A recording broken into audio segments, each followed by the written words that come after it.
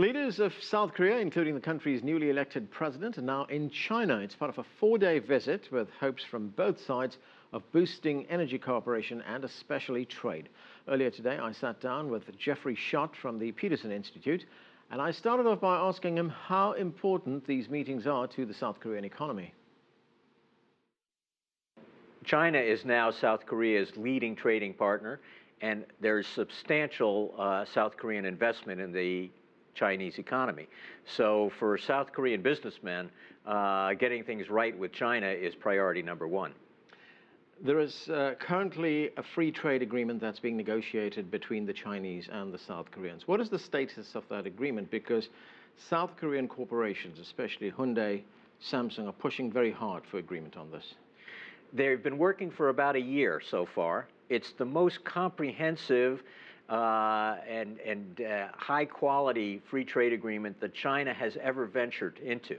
And so it is a complicated negotiation. It's likely to last another year or longer before they finish. Very important for South Korean businesses because it covers both trade and investment in goods and in services.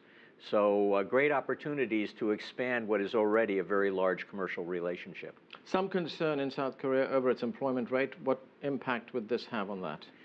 Well, trade agreements are viewed by politicians as job creators.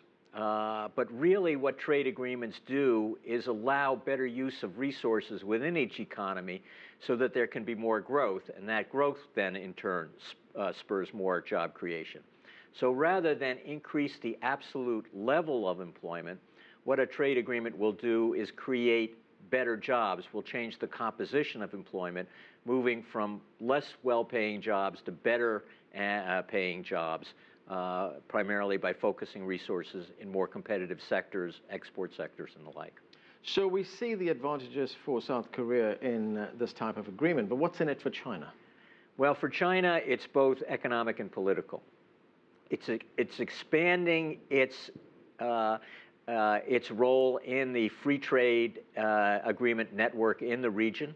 It's been incrementally improving the quality of its agreements so that it can achieve more from those agreements like South Korea and the United States have done in their own bilateral free trade agreement. But it also indicates that China is number one for almost all of the countries in the region.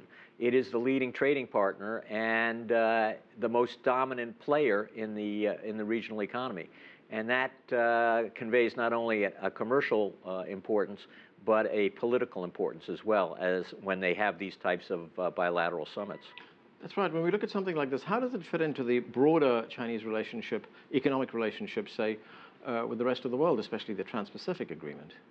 Well, interestingly, this is an area where China has become increasingly engaged. More than a decade ago, they negotiated a free trade agreement with the 10 members of the Association of Southeast Asian Countries. But that was a very shallow agreement and had probably a higher political content than an economic content. That's now being upgraded. Last year, China, Korea, and Japan signed a trilateral investment agreement because of the extensive investment among the three countries. That's moving forward. China also has deals with Australia and New Zealand, with New Zealand, I'm sorry, and Chile. And all of this is making it easier for China to understand why the United States is doing the same thing in the region.